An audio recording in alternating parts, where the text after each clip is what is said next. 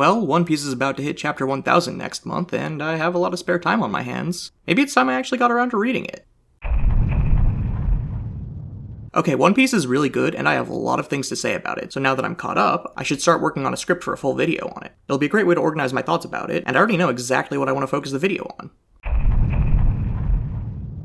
Why? Why isn't it working?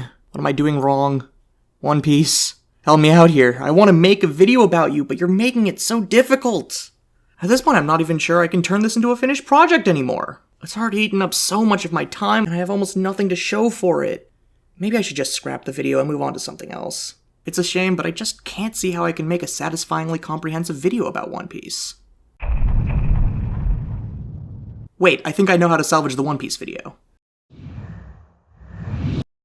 I grew up in the era of the Big Three, a time when Naruto, Bleach, and One Piece ruled the world of anime and manga. There were certainly other titles in the space that were popular, but the Big Three defined an entire generation of fans. They were the major gateway into anime and manga, and they dominated the conversation. Beginning in the late 90s and early 2000s, the three maintained their grasp on the industry until the mid-2010s when Naruto and Bleach ended, both with more of a whimper than a bang.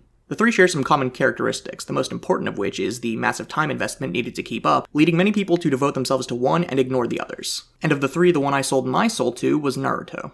While it was a tough decision to make, ultimately the promise of hyperactive ninjas with magic beat out angsty samurai and goofball pirates with wacky powers. But even when Naruto drew to a close, I didn't follow up on either Bleach or One Piece. By that time, Bleach was already in its death throes, and the apathy and disappointment from its fans was enough to turn me off. And One Piece had always been the least interesting of the three to me. I'm not a fan of the art style, and as someone who believes wholeheartedly in judging a book by its cover, the logo and branding of the books is less than eye-catching. But when I heard that chapter 1000 of One Piece was just over the horizon, I happened to have a lot of free time on my hands. And I do really like pirates, so I figured that milestone coinciding with my glut of free time was a good excuse as any to sit down and read it. And I'm glad I did, because One Piece is now one of my personal favorite pieces of media, and it has the added side benefit of being really interesting to talk about. But chapter 1000 of One Piece came out in January of 2021, and at time of writing, it is March of 2022.